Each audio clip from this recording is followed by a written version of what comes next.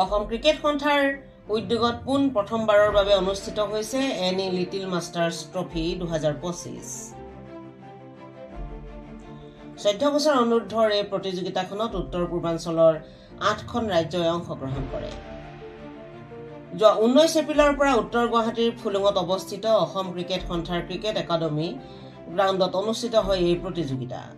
বুধবাৰে ফাইনেল খেলখনত অসমে ত্ৰিপুৰাক 47 ৰানত পৰাস্ত কৰি বিজয়ী খিতাপ লাভ কৰিবলৈ সক্ষম হয়।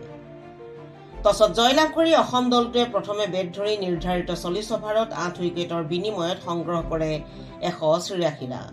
আনহাতে ত্ৰিপুৰা দলটোৱে 36.5 অভাৰত আটাইকেইটা উইকেট হেৰুৱাই মাত্ৰ 139 ৰানহে সংগ্ৰহ কৰিবলৈ সক্ষম হয়।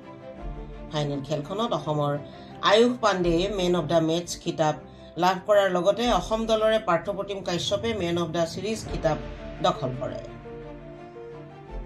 আনহাতে ত্ৰিপুৰাৰ শ্ৰেষ্ঠাংশু দেৱ প্ৰতিযোগিতাখনৰ শ্ৰেষ্ঠ বেটছমেন আৰু মেঘালয়ৰ অভিনৱ খানালে শ্ৰেষ্ঠ বাউলাৰ হিচাপে খিতাপ লাভ কৰে।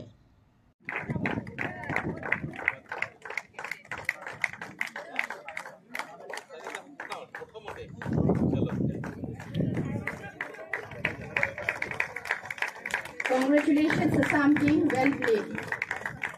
Please give a huge round of applause to the runners-up and the champions team.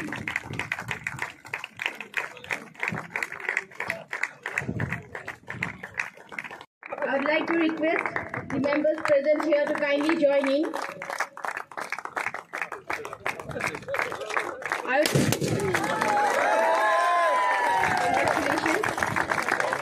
would like to request all the representatives from the Northeast Cricket Association to kindly come forward.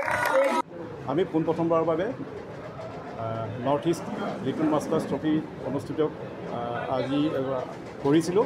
আজি final খেলত অসম আৰু ত্ৰিপুৰা অৱতীৰ্ণ হৈছিলে। এই টুৰ্ণামেণ্টখনি আমি 19 তাৰিখৰ পৰা অনুষ্ঠিত কৰিছিলোঁ। আজি ফাইনেলত অসমে ত্ৰিপুৰাক আজি হৰুৱাইছে আৰু অসমে আজি এই ট্ৰফি সাব্যস্ত কৰিছে।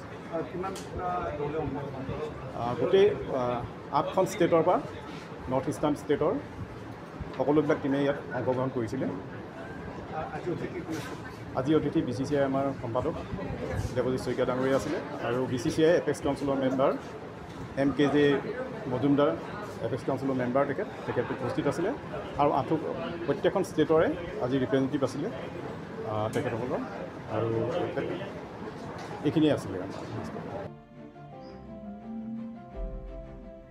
উত্তৰ গুৱাহাটীৰ পৰা মেঘালী দাসৰ ৰিপৰ্ট এনি টাইম। উত্তৰ গুৱাহাটীৰ পৰা মিতালী দাসৰ ৰিপৰ্ট এনি টাইম 24।